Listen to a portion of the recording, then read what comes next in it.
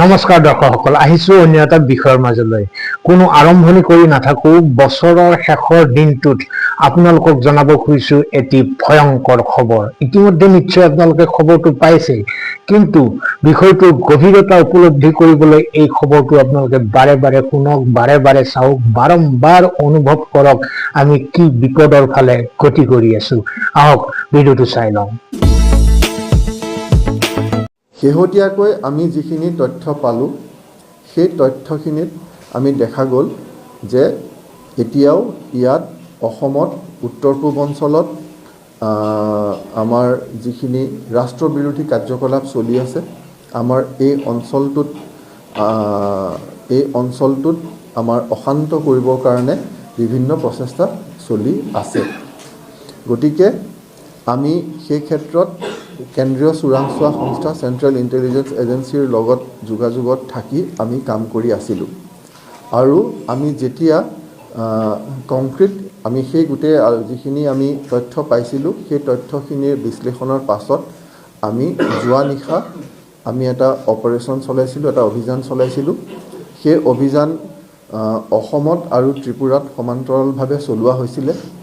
অসমৰ বৰপেটা জিলা, চিৰাং জিলা, বাক্সা জিলা আৰু দৰং জিলা আৰু লগতে ত্ৰিপুৰাত চলোৱা হৈছিলে। সেই অপাৰেশ্যনত আমি 11টা মৌলবাদীক আমি গ্ৰেপ্তাৰ কৰিছোঁ। এই 11টা মৌলবাদীৰ 10টা অসমত গ্ৰেপ্তাৰ কৰা হৈছে আৰু এটা গ্ৰেপ্তাৰ কৰা হৈছে ত্ৰিপুৰাত। এই যিটো মৌলবাদী সংগঠন, এই মৌলবাদী সংগঠনটোৱে বাংলাদেশৰ নিৰ্দেশত কাম কৰে। সম্পূৰ্ণ বাংলাদেশৰ নিৰ্দেশত কাম কৰি ইয়াত মৌলবাদৰ প্ৰচাৰ আৰু প্ৰসাৰ কৰিবলৈ চেষ্টা কৰি আহিছে। আৰু এই মৌলবাদী সংগঠনটোৱে যিটো আৰ্মড জিহাদ, অস্ত্ৰ শস্ত্ৰৰে তেওঁলোকে এই জিহাদ চলাব খোজে, কেৱল মুখৰ বা কথাৰে নহয়।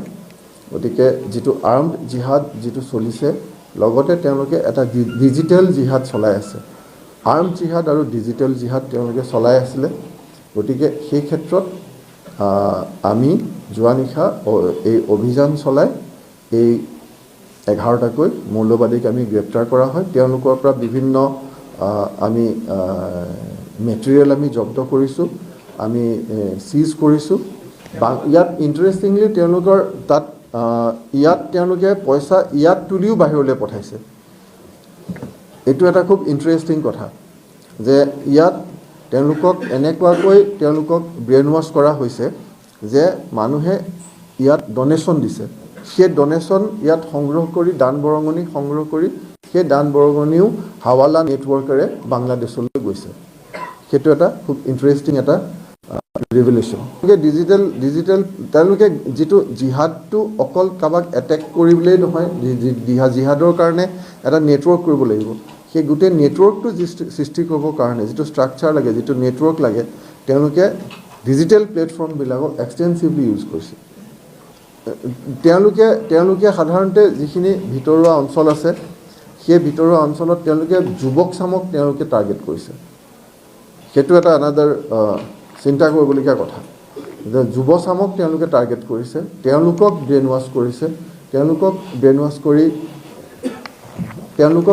ৱাছ কৰি ইয়ালৈ আনিছে। তেওঁলোকে ভিডিঅ' কৰে, ভিডিঅ'ত মানে তেওঁলোকে এটা শপত বাক্য পাঠ কৰে ভিডিঅ'ত। সেই ভিডিঅ' বাংলাদেশলৈ যায়, বাংলাদেশত গৈ সেই ভিডিঅ' চাই তাৰ পাছত তেওঁলোকক ইয়াত নিযুক্তি দিয়া হয়, মেম্বাৰ হিচাপে লোৱা হয়। গতিকে আৰু তেওঁলোকে লগতে এটা ডনেশ্যনো দিয়ে। গতিকে এইটো নহয় যে পইচা দি শপত বাক্য মেম্বাৰ হোৱাৰ আগতে পাঠ কৰি তাৰ ভিডিঅ' বাংলাদেশত গৈ এপ্ৰুভ হোৱাৰ পাছত তেওঁলোক হয়। এই গোটেই ইয়াত যিটো ষ্টাইলত কৰিছে, সেই ষ্টাইলটো এটা খুব ইণ্টাৰেষ্টিং ষ্টাইল। দৰ্শকসকল, আপোনালোকে ভিডিঅ'টো চালে, কি উপলব্ধি কৰিলে নিশ্চয় কমেণ্ট বক্সত লিখিব। আমাৰ মাজত বহুতৰে এটা ধাৰণা আছে যে বাংলাদেশৰ কোনো শক্তি নাই, ভাৰতবৰ্ষৰ সৈতে যুদ্ধ লাগিলেও তেওঁলোকে একো কৰিব নোৱাৰে। কিন্তু যদিহে এনেধৰণেৰে তেওঁলোকে আগবাঢ়ে, আমি জানো যিসকলে বিশ্ব ৰাজনীতিৰ খবৰ ৰাখোঁ, জিঅ' পলিটিক্সৰ খবৰ ৰাখোঁ, তেওঁলোকে আমি সকলোৱে জানো যে পাকিস্তান, চীন, বাংলাদেশ এনেধৰণৰ এটা ষড়যন্ত্ৰ চলি আছে চিকেন নেকক লৈ। গতিকে এনেধৰণে যদি তেওঁলোকে ষড়যন্ত্ৰ কৰি অসমৰ ভিতৰত এটা জাগৰণ আনিব পাৰে, তেওঁলোকৰ ফলীয়া কৰি ল'ব পাৰে এচাম মানুহক, তেনেহ'লে কথাটো কিমান ভয়ংকৰ হ'ব পাৰে আপোনালোকে বুজি পাইছেনে? অসমৰ অৰ্ধেক মানুহে যেতিয়া বাংলাদেশৰ পক্ষ ল'ব, তেতিয়া আপুনি কাৰ ওপৰত ব্ৰহ্মছ মিছাইল মাৰিব, কাৰ ওপৰত পাৰমাণৱিক বোমা নিক্ষেপ কৰিব?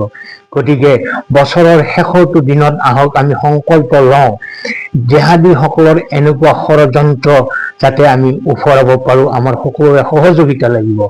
কি দল, কি মত, কি জাতি, কি ধৰ্ম, সকলোৱে লগ লাগি অসম মাতৃৰ কাৰণে, ভাৰত ভূমিৰ কাৰণে আমি সততে সচেতন থাকিব লাগিব। প্ৰয়োজন হ'লে আমি প্ৰাণ দিবলৈও প্ৰস্তুত থাকিব লাগিব। আহক নতুন বছৰটোৰ প্ৰাকখনত আমি এই সংকল্পেৰে প্ৰতিজ্ঞাবদ্ধ হওঁ। এই বিষয়ত আপোনালোকৰ অভিমত নিশ্চয় কমেণ্ট বক্সত লিখিব। আজিলৈ এৰিছোঁ, ভালে থাকক, কুশলে থাকক, ধন্যবাদ।